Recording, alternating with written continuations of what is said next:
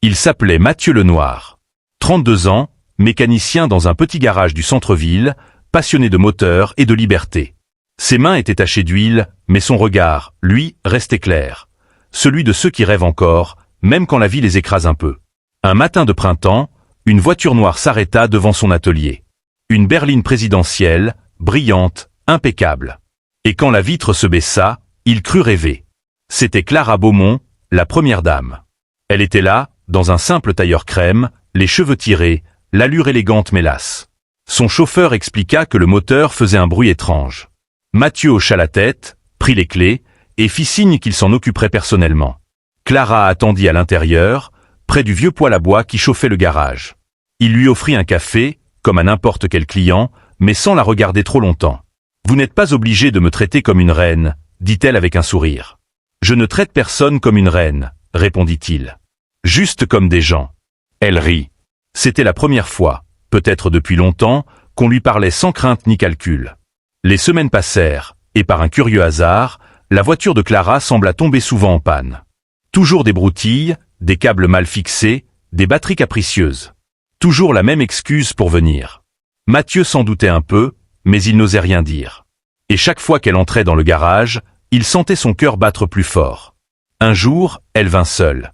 Sans chauffeur, sans escorte. « J'avais besoin d'air », dit-elle simplement. « Et c'est ici que vous le trouvez ?» Ici, au moins, personne ne m'observe point, ne répondit pas. Mais dans le silence qui suivit, il sut qu'ils étaient déjà trop proches. Ils commencèrent à se parler comme deux êtres ordinaires. Elle lui parlait du vide des réceptions, des discours qu'elle devait écouter sans comprendre. Lui racontait la musique qu'il écoutait en réparant des moteurs, les couchers de soleil qu'il voyait depuis la cour. Il riait. Il se confiait. Et un soir, alors qu'elle allait repartir, un orage éclata. La pluie tombait si fort qu'elle décida d'attendre. Ils restèrent dans le garage, côte à côte, à écouter le tonnerre.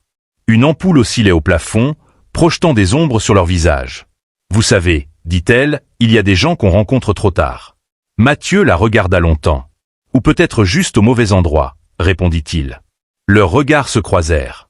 Et ce fut là, dans ce souffle suspendu, que tout bascula. Ils commencèrent à se voir en secret. Parfois dans le garage, parfois dans une petite maison abandonnée derrière la colline. Ils ne se promettaient rien. Ils savaient que c'était impossible. Mais chaque rencontre leur donnait la force de supporter le reste. Clara n'était plus seulement la femme du président. Elle redevenait une femme, simple, vivante, aimée. Mathieu, lui, savait que tout cela finirait mal. Mais il ne pouvait pas renoncer. Quand elle posait sa main sur la sienne, il oubliait tout, la politique, les scandales, les conséquences. Il n'y avait plus que eux, et le bruit de la pluie sur la tôle. Un jour pourtant, le secret éclata. Un photographe les avait suivis. Une photo floue fit la une des journaux, la première dame et l'homme de l'ombre. Le pays s'enflamma. Le président resta muet pendant 3 jours.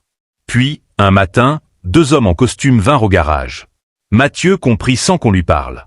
Il leur tendit ses clés, sans résister. « Dites-lui juste que je ne regrette rien. » Clara fut mise à l'écart, loin des caméras, des balles et des discours. On disait qu'elle était malade.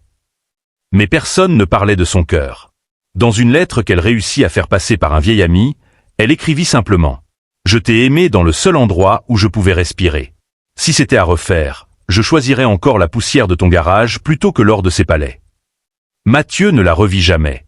Il quitta la ville, s'installa au bord d'un lac, là où personne ne le connaissait.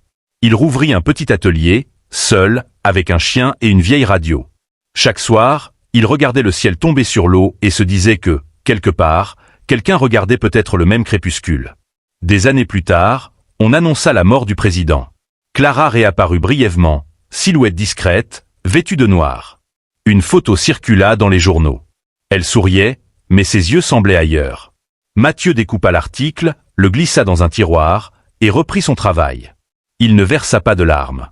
Leur histoire, il la gardait comme une pièce ancienne, usée, précieuse, mais toujours intacte dans sa mémoire.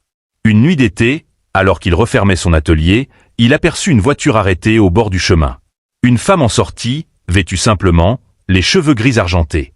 Il la reconnut aussitôt, malgré les années. Elle s'approcha, le regard tremblant. « J'avais besoin d'air, dit-elle, comme autrefois. » Il sourit. « Ici, au moins, personne ne vous observe. Ils restèrent là, sous la lumière vacillante du néon, sans un mot de plus.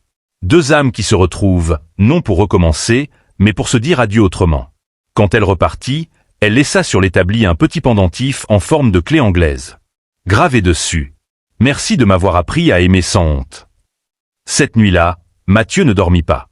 Il resta dehors, à regarder les étoiles, un sourire aux lèvres. Le vent sentait l'huile, la rouille, et un peu le souvenir du bonheur.